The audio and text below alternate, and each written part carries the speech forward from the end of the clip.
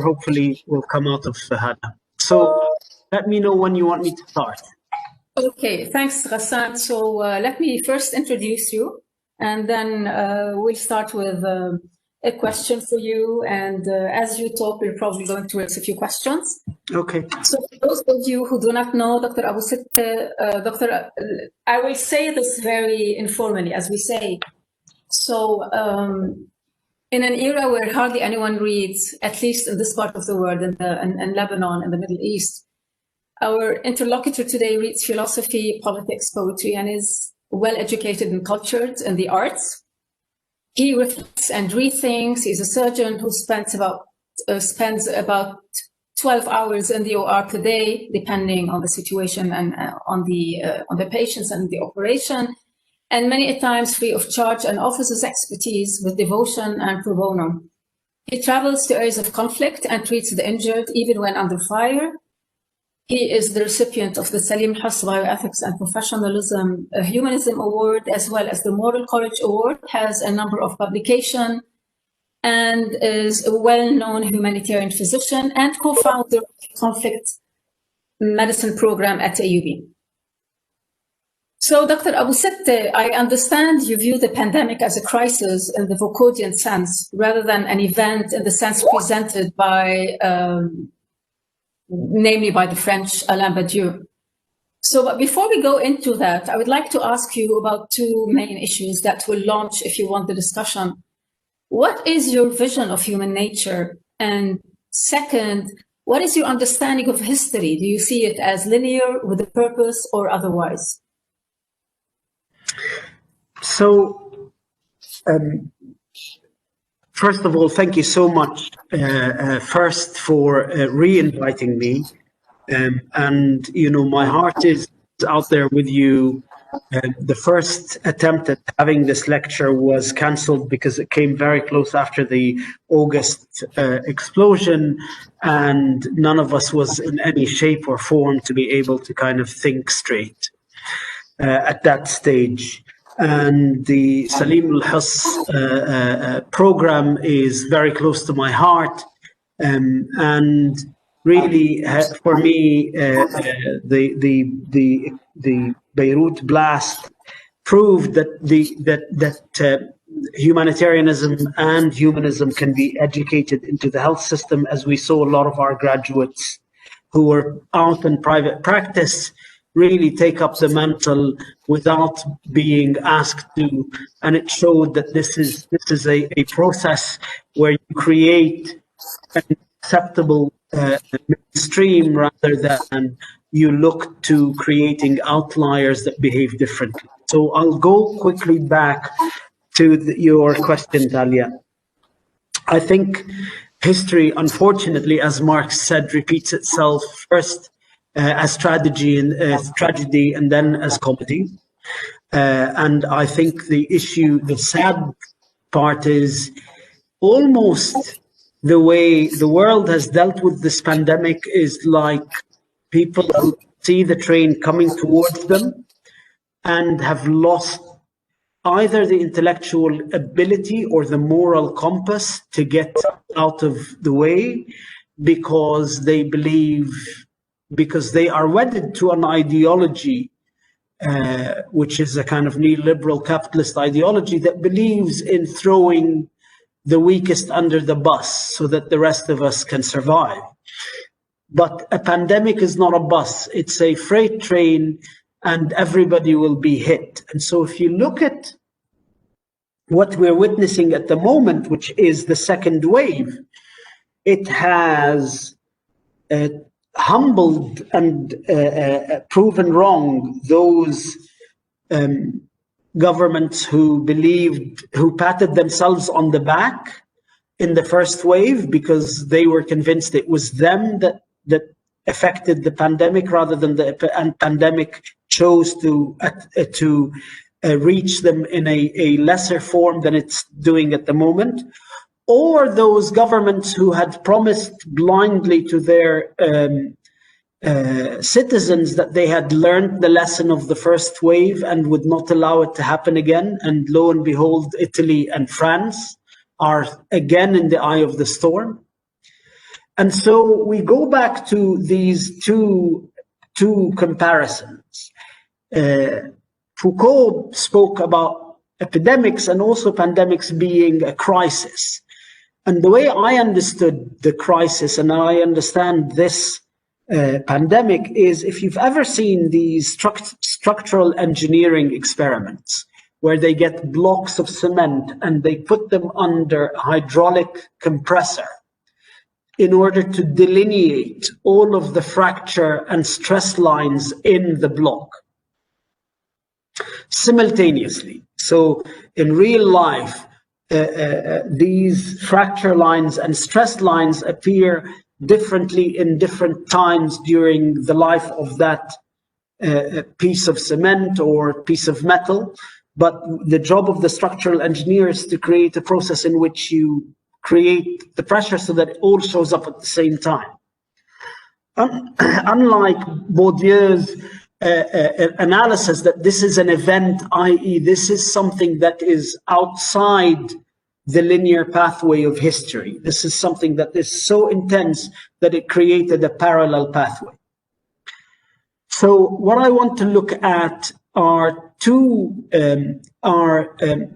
examples, one in the north and one in the south, and show how this Foucauldian concept of it being a stressor, and as he said, the epidemic speaks the truth to the system, i.e. highlights it and it bears it naked to the viewer, as opposed to covered up by propaganda and discourse and myth. So what did the pandemic show us? The pandemic showed us, first of all, that the idea of the tired and used idea of the global village that these neoliberals had used to propagate what is effectively kind of the dominance of the North economically to the South was actually very true, but not in the way they viewed it, in the way that nature views it, as in this pandemic will affected everybody. Anybody who thought that they could lock themselves and their countries away were shown to be fools, and that what is different was not the geographies of the world, but the socioeconomic classes of the world, i.e. that this pandemic was like all diseases, was a political and economic disease. And so almost immediately, if you remember back when the lockdown happened, the Modi government, the right-wing Modi government in India, decided that it had to protect the good people of the cities of Mumbai and New Delhi by forcing all of the migrant workers to return to their villages. Now, the majority of migrant workers in India came from villages thousands of miles away, slept on the street. And so suddenly 37 million people were on the road trying to walk home thousands of miles. In the Gulf, where the migrant workers are locked up in compounds, the governments decided that the economy would continue so that all of the middle class people would stay at home in what is called the lockdown. But the lockdown effectively turned out to be middle class people staying at home while working class people fed them. And so we saw the migrant workers in the Gulf continuing to work regardless. The weak had to be weeded out, meant that, and the poor had only themselves to blame, meant that we witnessed the most technologically advanced and wealthy country really being ravaged by this pandemic, and that all of these famous health institutions basically could not face or stand up to the ravages of the pandemic. When you look at countries that, so we go back to the south, when you look at places like Palestine, you saw that the pandemic really showed the relationship between the Palestine Authority and the West Bank as being the repository of migrant workers for the Israeli economy. So the pandemic started inside the Green Line within Israeli settler communities. And because the whole of the West Bank economy relied solely on the movement of Palestinian laborers across the Green Line, they would systematically bring back the infection to their own communities. And the Palestine Authority, lacking completely in any kind of sovereignty or economic alternatives, allowed this to happen. In terms of Gaza, the Israelis weaponized the pandemic and used it to further punish and isolate Gaza.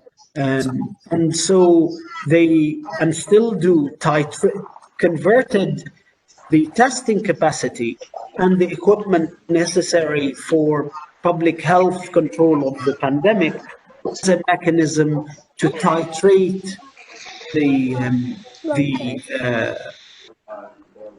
siege, further titrate the siege. We then move back, and I'm just moving back and forth to kind of discuss different ideas. You move back to the north, and what you realize about neoliberal capitalist ideology that views the value of human life in terms of its productive capacity is, I think, the lasting legacy of this pandemic, which is nothing short of a Malthusian cull of the elderly population in the West. So the complete disregard to the lives of the elderly, particularly the population of the nursing homes, some of whom in places like Canada and the United States had 20 to 30% mortality rates, showed that actually the West has now found itself in a situation where not only does it convert existing groups, social and racial groups, into what Agamben called homo sacer, which is basically a Latin concept that there exists a group of human beings for whom killing them is not even murder. So if we look at what happened to the elderly population in the West, the homo sacers of this pandemic for the West, advanced countries, are the elderly population, which were deemed disposable when the pandemic happened, and which had generated the institutions had been able to generate the discourse that justified this death. So suddenly you see the same historical process playing itself out as it did during the Spanish flu. So the Spanish flu, the virus traveled from the north to the south, down the gradient of colonial routes. In the Spanish flu, the authorities in South Africa first tested the idea of population segregation because they blamed the blacks for spreading the virus. And so we are, and in the Spanish flu, we had multiple waves, and that at the end of each wave, people would not learn, and then they would be hit by another wave and be hit by another wave. So all of these show that we are witnessing at the moment a biological or a viral entity that behaves completely in a social and political and economic way. And I'll stop here. So thank you, Dr. Abu Satta. So Ghassan, based on what you just mentioned, and there was a fraction of a time when I actually lost your voice, but I'm assuming, knowing you and the arguments you present, you probably did tackle those, but if not, I'm just going to highlight them and ask you to reflect on them. So we currently see human beings governed as pure biomass or bare life, as I'm sure you know Agamben would have it. Thus, notions like biopower and biopolitics appear now as catchwords in the governance of the pandemic, and who gets to live and who gets to die is becoming a concern, particularly with the vaccine coming soon. So biopolitics, necropolitics, power systems, bare life, homo sacer, hegemony of culture, even Chomsky's argument on manufactured consent, etc., all can be seen as lenses to interpret the pandemic, either separately or joined together one way or another, and also to interpret the way it is or not being handled by different governments. So what's your interpretation of this? And do you see this being, do you see this working differently in different areas of the world or not? So first, so we'll work backwards. And I think people have understood that actually all politics is now have understood, or at least in this moment in history, that all politics is biopolitics, is that the management of human beings lies at the heart of political processes, and that the allocation of economic value to human life based on its economic productivity lies at the heart of a neoliberal capitalist ideology, and actually links it to Malthusian concepts of the necessity for pandemics and natural catastrophes to reduce the population, and that there are certain populations that lend themselves more to being disposable than other populations, as we've seen here, and so the link, suddenly we see a link between late capitalist neoliberals and early capitalist Victorians, basically, who had started to develop these ideas about how do you manage surplus populations, and who are those who have value and who are those who don't have value. What is also happening at the moment, as these governments are failing again and again to deliver on the issue of the pandemic, is that suddenly there's like an allocation of bioidentity, i.e., we don't want you to die of COVID, but we don't mind if you die of starvation or you die from cancer, because all of the health systems have collapsed and the cancer screening programs are collapsing. And I think it was in the UK by April, they think that they had missed 60,000 early cancer. And speaking to oncologists in the UK, everybody's presenting at stage 3 and stage 4.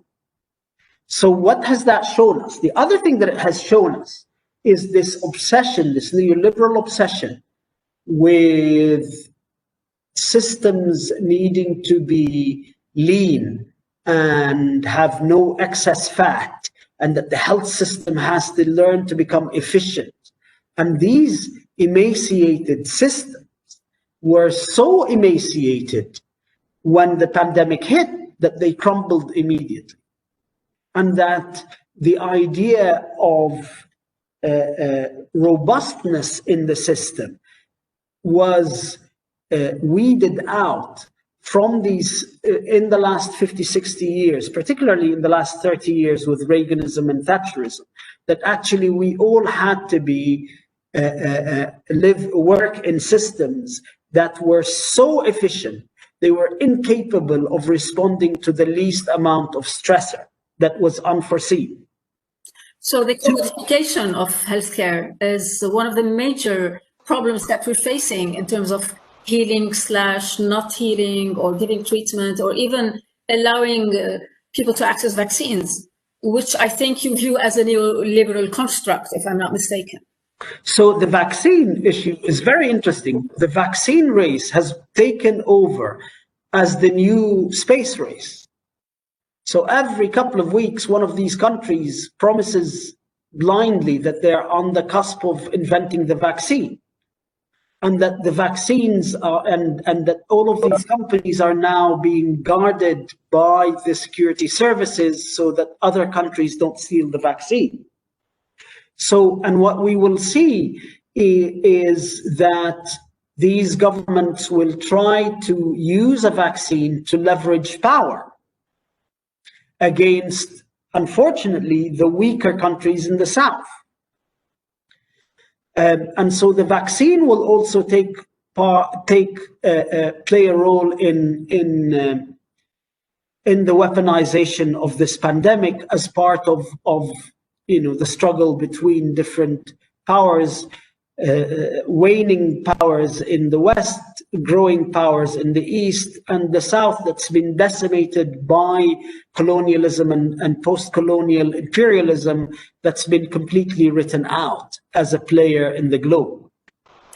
So, Dr. Abu Sita, to go back to Foucault, you started referring to Foucault, and the work of Michel Foucault tells us that the state responses to epidemics at varied moments of history represent distinct tactics to population management. So, for example, to contain leprosy, and that's the example that Foucault himself gave, isolation and exclusion were regarded as effective. Now, the implementation of extreme quarantine measures against the plague revealed the emergence of disciplinary power based on what he calls panopticism. And again, if I'm not mistaken, in Discipline and Punish, Foucault himself emphasizes that the panopticon represents the perfect form for the exercise of control, because he says, if I'm not mistaken again, it automizes and de-individualizes power while becoming a lab, a machine to carry out experiments, to alter behavior, to train or correct individuals. So do you see this happening since you started your discussion of the pandemic, whether it's an event or a crisis, with reference to Michel Foucault?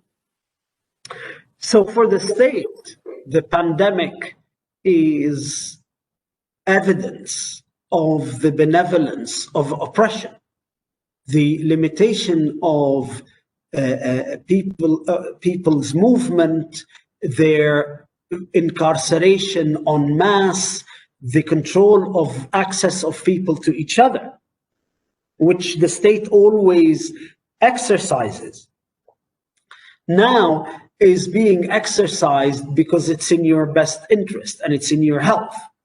And so, although we do not agree with the way Agamben has taken the idea, basically saying that this is not a virus, but the state trying to reach for the next level of enemy, when you see that all of the technologies that the states are employing, it has borrowed from security technologies.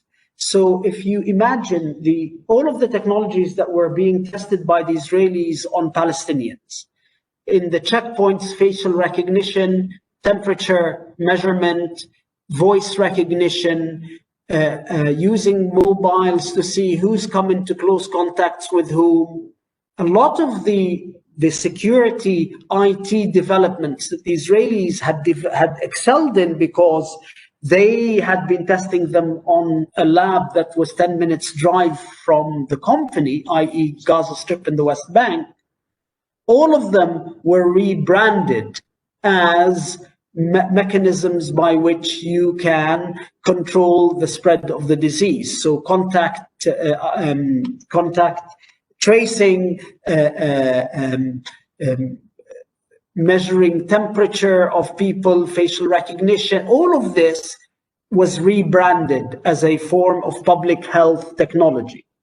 And so that embryonic relationship between the two, between the security and the way biosecurity is being driven by the security apparatus and the security mentality, rather than biosecurity being a holistic, inclusive concept of viability, bio-viability, rather than biosecurity agency. That's how the debate was taken by these governments to further advance the concept of the benevolence of the oppressive nature of these regimes. So, Ghassan, stemming from what you've said, it's probably a very ridiculous thought experiment, but would you argue, or would you be willing even to entertain the idea that this whole idea of a pandemic, whether it's man-made or not, and you're not arguing about the origin of the pandemic, but would you say that it is being used one way or another to collect as much information about human beings when you're tracking them with with all these tracking systems and technologies that you've used, in order to have sort of a data bank about different people and different settings, in order to be used for political reasons, be it colonialization or what have you? So would you be willing to entertain such a thought? So my feeling is this, that what this pandemic is allowing to happen is the expansion of these technologies that were directed against a unwanted few to become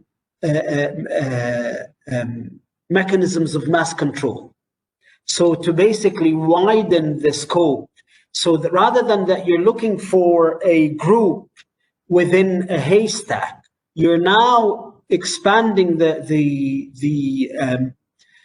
expanding the technology to look at the whole haystack, so that you can actually population monitoring and population control, and so introducing security technology into biopolitics. That's basic, and mass biopolitics. So in a way, the pandemic can also be used as a means to a political end. It's a bridge from which for them to cross to the next world. Okay, so if you go back to the title of the talk, pandemic as a crisis in the Foucauldian sense, and as an event as Alain Badiou would have it, where do you stand personally vis-a-vis this, particularly with the way the pandemic has been or not handled in the Middle East? Do you see it as a crisis? Do you see it as an event? How do you interpret the pandemic in light of those two divisions, if you wish, or categories? So I think there's no doubt that it's a crisis which has highlighted the fact that in the Middle East, particularly in the Middle East over the last 15, 20 years, the post-colonial state is collapsing under its own failure. And so what has happened is, having jettisoned a lot of the achievements of public health that came with the immediate end of colonialism in the 60s and 70s, and the influence of the World Bank and the IMF into the privatization of health provision and into the erosion of the non-coercive components of the state, education, public health, nutrition, all of these things, when the pandemic came, it showed that these states are almost, if not some of them have already reached the point in which the building is collapsed on top of them. And the question for the region is what will happen after this pandemic? Is this pandemic the earthquake that has highlighted the structural faults and led to the collapse of these states? And what will be the outcome afterwards? These are, I think, very important questions that definitely need to be addressed. But so allow me to ask you one or two more questions, and then if that's okay with you, I will give you the floor to say whatever you want to say, and maybe have 5 or 10 minutes questions from the audience. From your discussion also, and a thought just came to my mind, which is with the speed and scale with which COVID-19 has spread over the course of just a few months, which are changing the way we think and act alongside technology to address outstanding challenges in times of crisis. So people stayed home, worked from home. Obviously, we are now either from home or from the office, and communication portals have taken over. In addition, the COVID-19 has opened the door to new technological players, whether we like it or not. Other than tracking systems, I'm also talking about robots and artificial intelligence, which makes one worry that the fearful automated future is just ahead of us. I don't know. What's your thought on this? Certainly, the world that we're going to be left with at the end of this pandemic is not the world we entered into. But it's not that it's completely different. What it has, it's accelerated a process that was already going on. But it also highlighted the issues that I was talking about. So suddenly governments were referring to nurses and to cleaning staff in hospitals and to doctors and to health professionals and to teachers as essential workers, and not to the bankers and the hedge fund bankers and managers and the financiers and the so on and so forth. Mm-hmm. So on one hand, the economics of the pandemic has further alienated people and further atomized people by the very nature of social distancing, because the governments wanted social distancing, but when what was required was personal distancing. But at the same time, it highlighted what are those sectors of society that whose presence had been negated by the kind of neoliberal agenda of the last 20, 30 years. So, Ghassan, having worked in Lebanon, in Gaza, in Iraq, in Syria, and different areas of conflict or even protracted conflict, do you see some form of, let me say, a condemnation to a precarious existence? Or do you see the game, if I may use the term, of the pandemic, be it in terms of vaccine or in terms of PPEs or in terms of even the PCRs, being dealt with definitely in areas of protracted conflict, and the double vulnerable population is also discriminated against because they are living in such areas? So when you look at places like Iraq and Syria, and even places like Egypt, we know that the pandemic went on.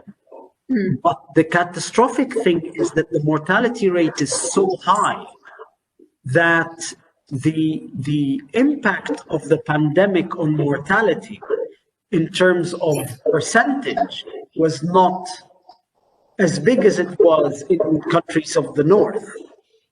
And so disposability of human life in these countries meant that the shockwave was yet another shockwave of many. The pandemic was one of many catastrophes that were continuing to happen.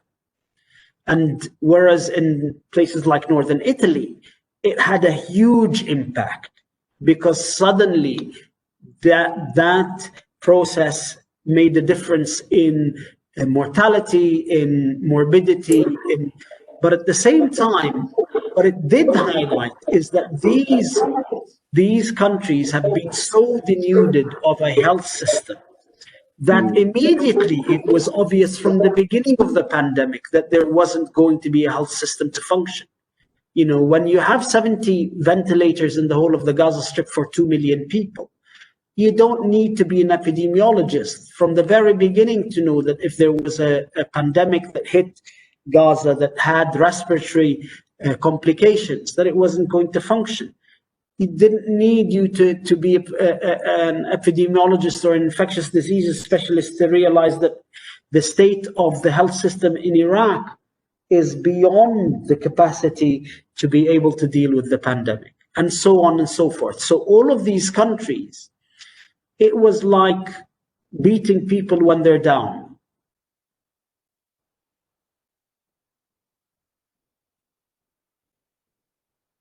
You're muted, Talia.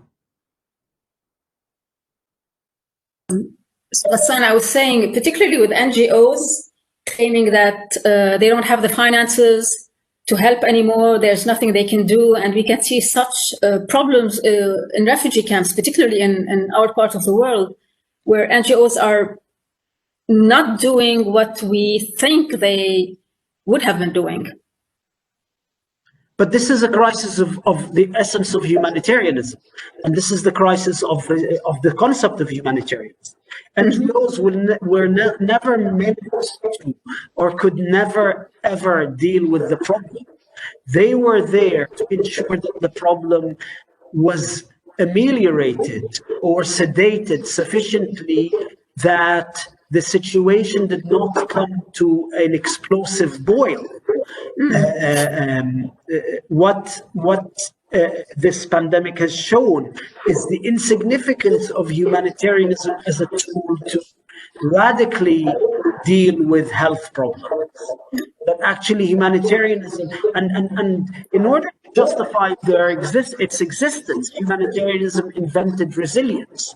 And if you look at resilience, the resilience is the ability to tolerate the intolerable.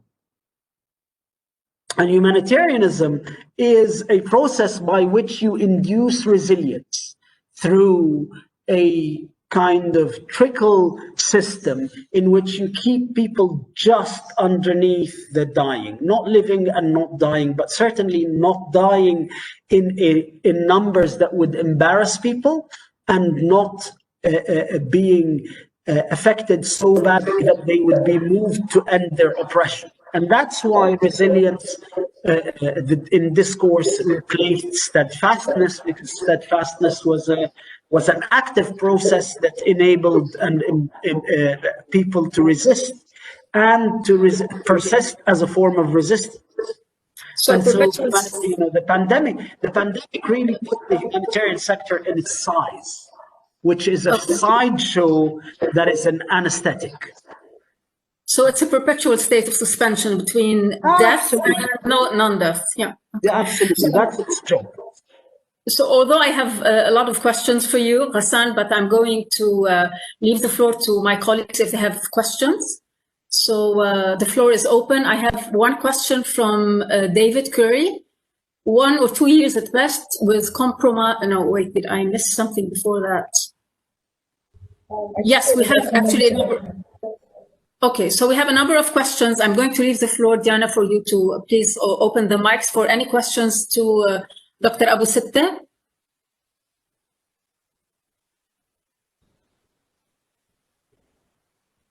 Any questions? There were some interventions or comments from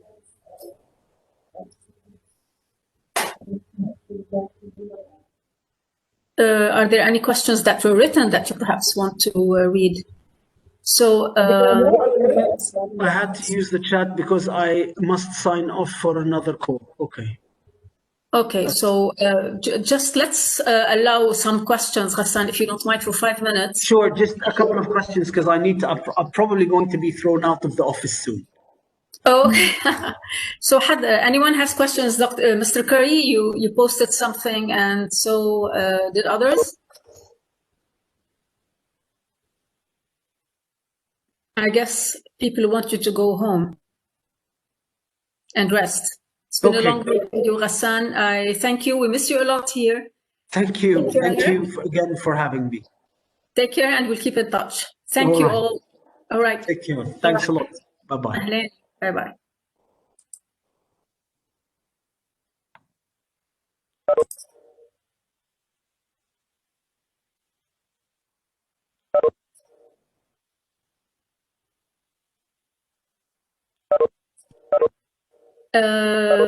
I agree with what David said, actually.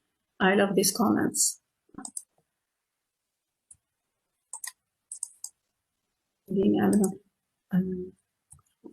Okay.